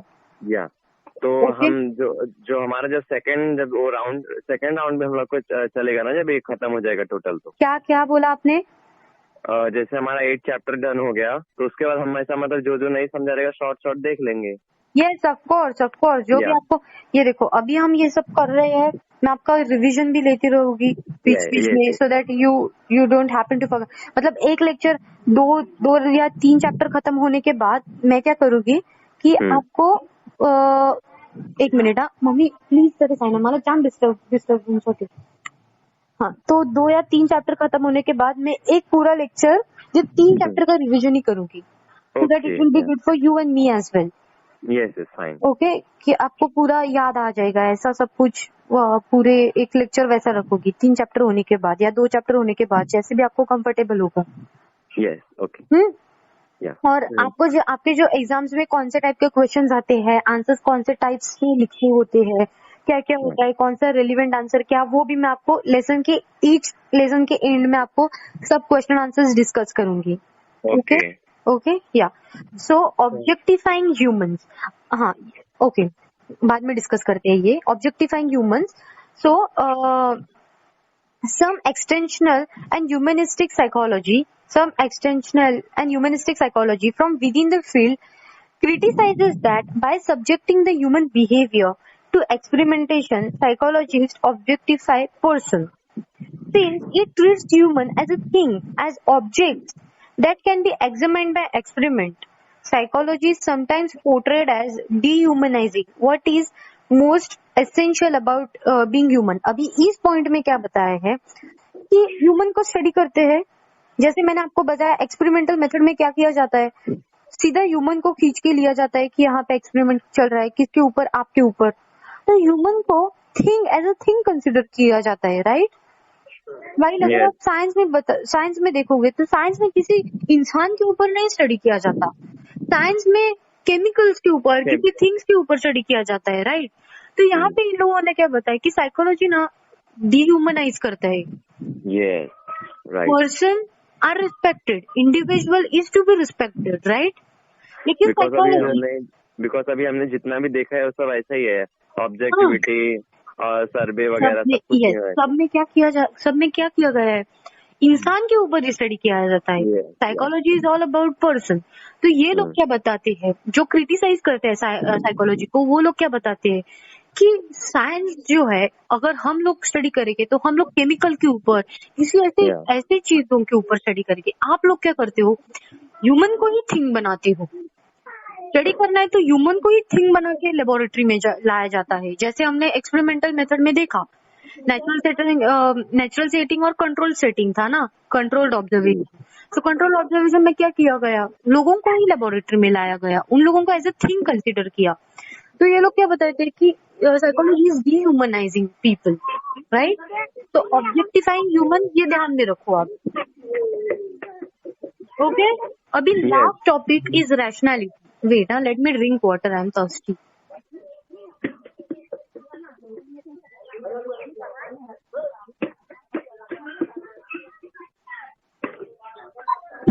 Hello. Okay, are you with me? Yes. अभी लेसन का लास्ट टॉपिक चल रहा है, is importance of rationality. Okay, importance of rationality. Now rationality is what, पहले वो बताओ, क्या लगता है आपको? कुछ तो बेसिक आइडिया है? रैशनैलिटी लाइक मुझे, मतलब मैंने तो अभी पढ़ा नहीं हूँ, लेकिन ऐसा लगता है रैशनैलिटी एक इंसान होता है, रैशनैलिटी इंसान ऐसा कुछ है। हाँ, सो सी, यू हैव ऑलवेज हर्ड, आपने सुना होगा कि you know you should be a rational person. Actually ना, मैं साइकोलॉजी जो 11 में था ना, उसमें उतना समझा नहीं था, क्योंकि जो टीचर्स थे वो ज्यादा लेक्चर ले नहीं रहे थे, और क्लास में फर्स्ट गया था तो उतना समझ नहीं रहा था। ट्यूटोरियल्स में अभी ट्यूटोरियल में एक्चुअली एक दीदी थी, और एक्चुअली वो सब ऐसा लास्ट चैप्टर ले रहे थे, और उतना मतलब एक्चुअली अभी समझ नहीं रहा था। पहले साइकोलॉजी अभी लिया था साइकोलॉजी लास्ट ईयर, करोलिन करके नाम। ओके। नहीं, वो अच्छा पढ़ा रहे थे, लेकिन पहले मतलब साइकोलॉजी समझ नहीं रहा था उतना। अभी इस साल मुझे बहुत अच्छा समझ रहा है। Okay, no problem, will go through it again and again, जब तक आपके, क्योंकि क्या है ना, ये बाकी सब्जेक्ट से अलग है। This is all about science and scientific terms. ये मुझे पढ़ने में दिक्कत हो रही थी जब मैं 12th में थी। So I can completely understand your concern, इसलिए मैं बार-बार 11 में बिल्कुल नहीं समझ रहा था। हाँ, तो ये देखो, अभी आपका बोर्ड्स है इस साल, तो इस साल कोई भी मतलब आप एक्सक्यूजेस नहीं देख सकते हो कि मुझे ये समझ में नहीं आया। You have to score good marks, and when you are talking about psychology, I want you to of them to score good marks. आपको कुछ भी प्रॉब्लम है, I am there always, you can call me any time of the day, I am there for you. एक दिन पहले मुझे बता दो कुछ प्रॉब्लम होगी तो, so that even I can go through it, okay? क्योंकि मैंने भी ये लॉन्ग बैक किया था, मुझे भी आप पढ़ना पड़ता है ये पूरा to reach it, okay? So you can ask me, I am there for you always. कुछ भी मुझे भी, मैं भी अगर कुछ रॉन्ग पढ़ाती हूँ, मुझसे भी शायद कभी कुछ चीज कुछ मिस हो जाएगी, इंसान है तो गलती होती रहती है। तो मतलब आप भी नजरअंदाज कर दो इस चीज को। लेकिन अगर आपको कुछ समझ में नहीं आया, कुछ प्रॉब्लम होगा कि क्या लिखूं मैं, कैसे लिखूं, कैसे स्टडी करूं, क्या स्टडी पैटर्न ये लिखूं, नहीं मुझे ना करने के लिए अभी मैं आपसे मतलब कभी हमारा जो फ्री लेक्चर होगा, जैसे फ्री जैसे हमारा कभी लेसन खत्म होगा, तो मैं उससे बस लिखने के बारे में ज्यादातर हम बात करेंगे, क्योंकि हमें जब लिखने बैठते हैं ना, तो ऐसा हमें सब कुछ याद है, लेकिन क्वेश्चन ऐसा आ जाता है आपके बारे में बताओ कि आपका कैसा पैटर्न होता है, क्योंकि अभी मुझे तो कुछ आइडिया नहीं है कि आप लोग कैसे लिखते हो, क्या करते हो। सेम रहता है हम लोग। मैंने वो कुछ बुक्स देखे थे ऐसे डॉट के, वैसे मुझे पता नहीं। मैं बताता हूँ थोड़ा, वो ब्रेल बुक होता है, लेकिन हमारा जो हमारा बोर्ड में आता है वो सेम रहता है, जैसे नॉर्मल लोग का रहता है, सब कुछ हमारा भी सेम रहता है। आपको राइटर्स रहते हैं ना? यस, राइटर रहते हैं। तो आपको सिर्फ मतलब मेमोराइज करना है, इन लोगों को जो आप बताओगे वो लोग लिखेंगे, राइट? हाँ, मतलब वो क्वेश्चन करेंगे जो उसमें क्वेश्चन हाँ, आएगा जो पेपर में जाएगा हम आंसर। मैंने एक्चुअली एग्जाम्स लिखे हैं, यूनिट टेस्ट लिखे हैं, लेकिन बोर्ड्स का किसी का नहीं लिखा है। ओके, नहीं बोर्ड में आपको लेंगे भी नहीं अब। अच्छा, मैंने सीखा है बिकॉज ना आप आपको, इसीलिए नहीं लिखे। Okay, no problem. So, importance of rationality. So, firstly, what is rationality? So, rationality involves adaptive reasoning, good judgment, and good decision making. Fix this thing in your mind. Fix this thing in your mind. Whenever they ask about rationality, firstly give a definition. 1-2 marks आपका कोई नहीं लेने वाला. आपने definition दिया, you're getting a marks for it. So, rationality involves adaptive reasoning, good judgment, and good decision making. Okay? Good, एक बार repeat करिए दीदी। हाँ, rationality involves adaptive reasoning, good judgment, and good decision making. Sandeep, are you with me? Yes. So, you tell me what is rationality, what rationality is involved with? Good decision making. Yes. And Good judgment. Good judgment and adaptive reasoning. First is adaptive reasoning, good judgment, and then good decision making. Okay? So, attaining happiness, अभी सुनो, ये सिर्फ paragraph सुनो, आपको खुद ब खुद समझ आएगा. Okay, it's so simple. Attaining happiness is man's greatest aim in life.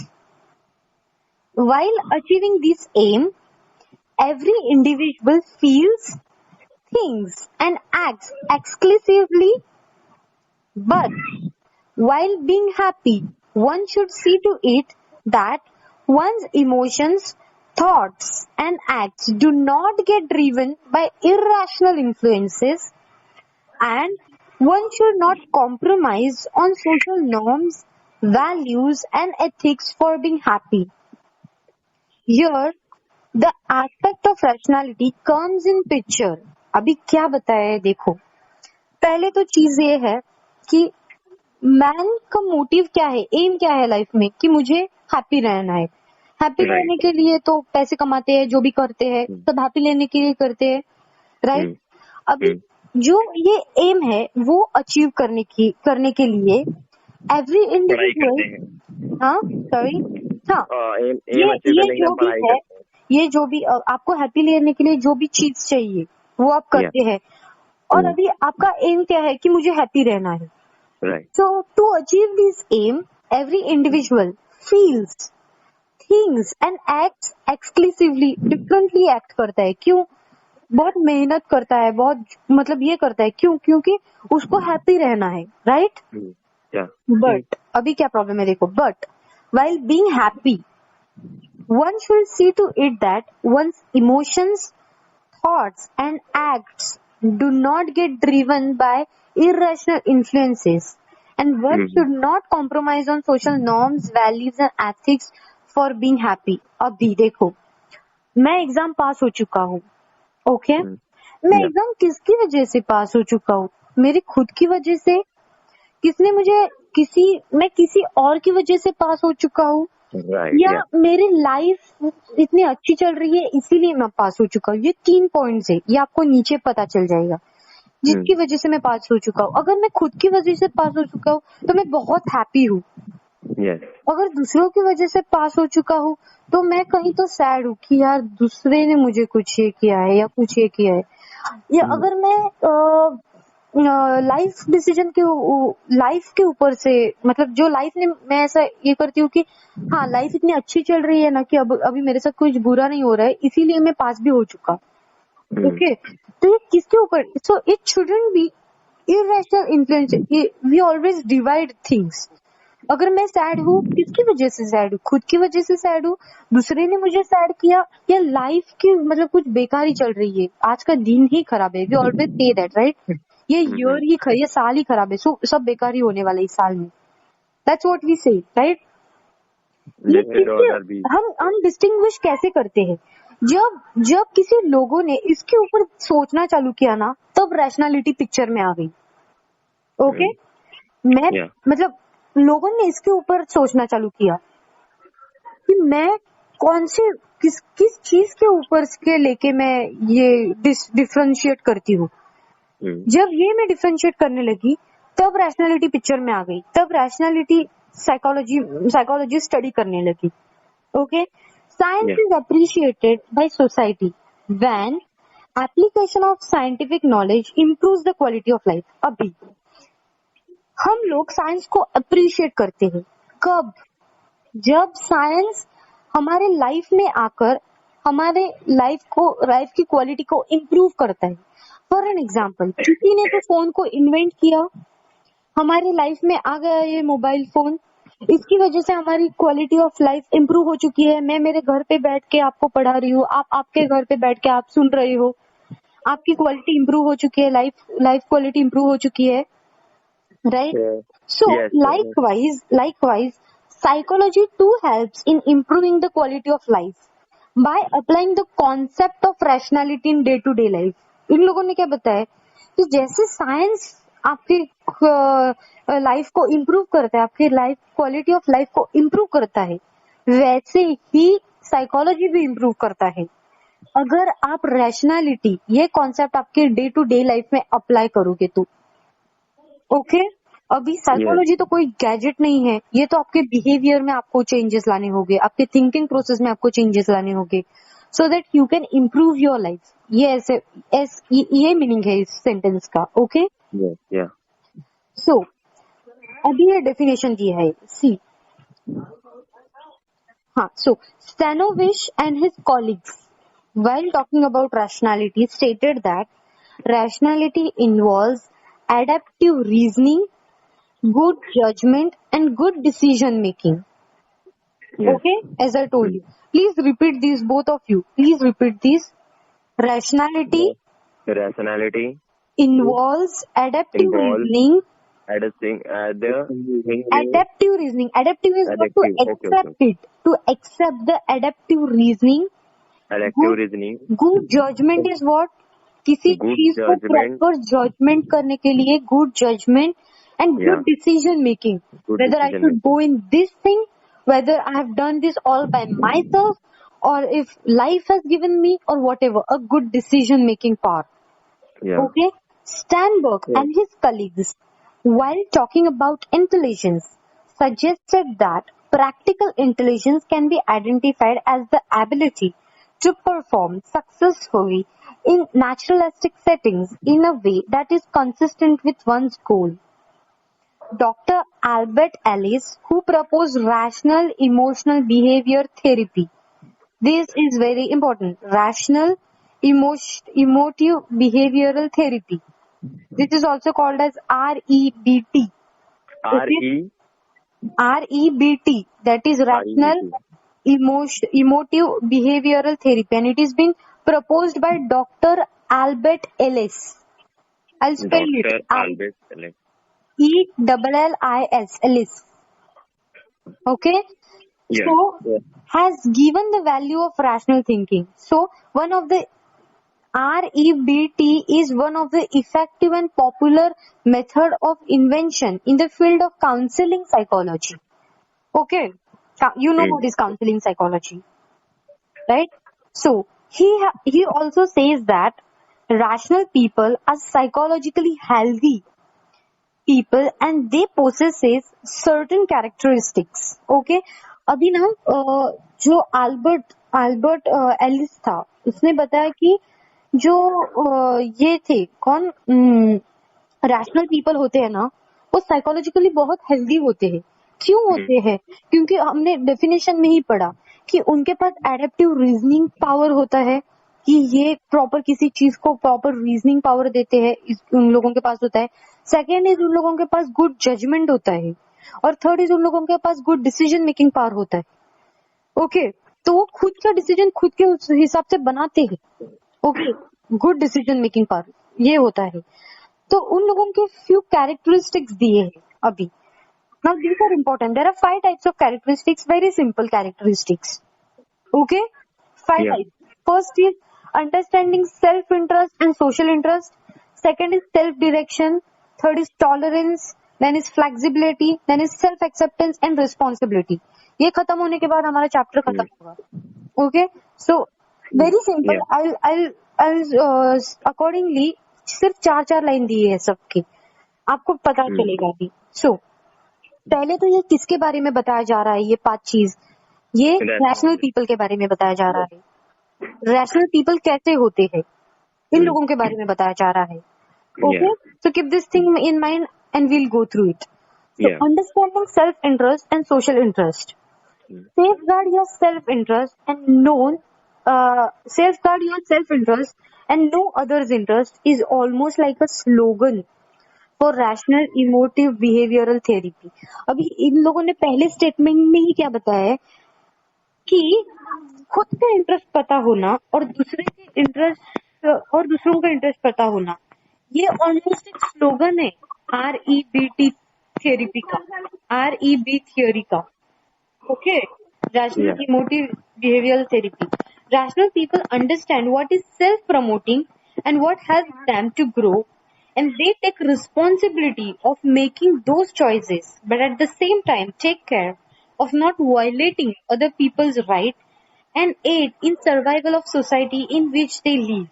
Okay, तो क्या होता है, ये rational people जो होते हैं ना, पहले तो इन लोगों को पता है कि मेरा सेल्फ इंटरेस्ट क्या है। ओके, या फिर ये डेवलप करते हैं कि मेरा सेल्फ इंटरेस्ट क्या है, ये मुझे पता है, दूसरों का सेल्फ इंटरेस्ट क्या है वो भी इसको पता है, और ये कभी वायलेट नहीं करेगी उसके राइट्स को, उसके सेल्फ इंटरेस्ट को। ओके, ये बताया गया है इसमें, understanding self interest and social interest. Okay, second is self direction. Now rational people assume primary responsibility for their own lives rather than demanding or needing exclusive support or nurturance from others। अभी self direction मतलब क्या, ये rational people जो होते हैं ना, वो बताते हैं कि कोई भी चीज हो गई हो, they assume primary responsibility for their own life. पहले वे खुद को ब्लेम करते हैं बताने से पहले कि मैं पहले कहाँ पे हूँ, उसके बाद दूसरों को बताते हैं कि मतलब आप कहाँ पे हो, या दूसरों को ब्लेम करने से पहले ये खुद को ये करते हैं। That is self direction, right? पहले सेल्फ को डायरेक्ट करते हैं। Yes. Third is tolerance. Now what is tolerance? Tolerance is the willingness to accept behaviour and belief of others that are different from one's own. अभी ना ये rational people जो होते हैं ये टॉलरेंट्स होते हैं। मतलब कैसा कि अगर आप कोई दूसरे कास्ट का हो या कोई दूसरे कम्युनिटी से बिलोंग करते हो, आप किसी दूसरे रेस से बिलोंग करते हो, I do respect your race, I do respect your culture, I do respect everything, I am a rational person. Okay, मैं क्यों ये रिस्पेक्ट करती हूँ? क्योंकि मैं एक रैशनल पर्सन हूँ। मैं दूसरे कास्ट से बिलोंग करती हूँ, मेरा कम्युनिटी डिफरेंट है, फिर भी आई एम अ टॉलरेंट पर्सन। मैं ऐसा नहीं करती कि मुझे सिर्फ मेरे कास्ट के लोगों से बात करना है, मेरी कम्युनिटी बाकी सब फालतू है, ये है वो है। No, everyone are equal in their eyes. Okay, so rational people are highly tolerant. Similarly, rational people accept one's own and others' right to be wrong. Okay, ये एक्सेप्ट करते हैं, जो भी है एक्सेप्ट करते हैं। Then is flexibility. Rational people tend to be flexible, unbiased in their thoughts and actions. As I said you, कि ये biased नहीं होती कि ये लोग ऐसा है वैसा है, नहीं, they are flexible. Rational people are found to be healthy individuals. Okay, they are open-minded. They are said to be healthy individuals. And last one is self-acceptance and self-responsibility. Okay, so rational people accept themselves unconditionally. Firstly, अभी ना बहुत psychologist के यहाँ पे cases आती है, तो कैसे मेजर केसेस कैसे आते हैं कि मैं खुद को ही एक्सेप्ट नहीं कर पा रही हूँ। I feel guilt for myself. Okay, and I'm not able to stand on my feet. Mentally I'm talking about. Okay, तो इस वजह से डिप्रेशन फेस होता है, क्यों मैंने कुछ गलती किया है, कुछ ये किया है, मैं मेरे खुद के नजरों से गिर चुकी। That's what we say, right? But these people are self acceptance. Like जो भी मैंने किया है मेरा कसूर था, मैंने किया है, ओके, मतलब मैं मेरे सेल्फ को एक्सेप्ट करूंगी, मैं जैसी भी हूँ, काली हूँ, गोरी हूँ, अच्छी हूँ, बुरी हूँ, I accept my self as I am. Okay, क्या? So first statement is rational people accept themselves unconditionally rather than rating or providing themselves, and also accept responsibility for their own thoughts, beliefs, feelings and behavior. जो भी वो सोचते हैं कि मैं जैसा भी थिंक कर रहा हूँ, जैसा भी मेरे बिलीव्स है, जो भी मेरे फीलिंग्स है और जो भी मेरा बिहेवियर है, ये सब मेरे खुद की वजह से है। ओके, ये किसी चीज को, किसी दूसरे को रिलेटेड नहीं है, ये मैं खुद हूँ, जो भी हूँ वो मैं खुद हूँ। According to Dr. Albert Ellis, rationality as a personal philosophy helps an individual to attain many goals in life and to be happy. Okay, for being happy, a person must be rational. और अभी B rational ये bold में दिया है, BE and rational RATIONAL, और अभी ना doctor Albert ने इसको डिस्टिंग्विश भी किया है बी रैशनल को। So B stand for balance, E stand for estimate, R stand for respect, A stand for affiliate, T stand for tolerate, I is for integrate, O is for optimise, N is for navigate, A is for accept and I is for L is for leave. ये एक छोटी bracket में नीचे दिया गया है। Okay, और यहाँ हमारा लेसन खत्म हो जाता है। Yes, it's too much today I guess, बहुत कुछ हम लोगों ने कवर किया। यस। ओके, अभी ना आपको क्वेश्चंस के बारे में वगैरह कुछ पूछना है, कोई चीज कुछ समझ में नहीं आई हो, कुछ प्रॉब्लम है, कोई कॉन्सेप्ट समझ में नहीं आया हो? दीदी सुनो ना। यस, आज के लिए बहुत है, क्योंकि पता है अभी आधा घंटा फोन चार्ज करना पड़ेगा। 12 o'clock से मेरा लेक्चर स्टार्ट है और अभी खाना पीना भी फटाफट खाना है। अच्छा, no problem, then I will end the lecture. लेकिन आपको सब कुछ समझ में आ गया? यस दीदी, या okay then, fine. Okay, should I disconnect the call then? सुनो ना, हमारा नेक्स्ट इसमें चैप्टर के एंड में क्वेश्चन आंसर होता है ना? यस, क्वेश्चन आंसर होता है। हम ये कर लेंगे नेक्स्ट लेक्चर में कर लेंगे। Okay, no problem, cool, no problem. Yeah okay, have a nice day, bye, thank you. Same to you दीदी। Yes, bye. चलो संदीप, बाय।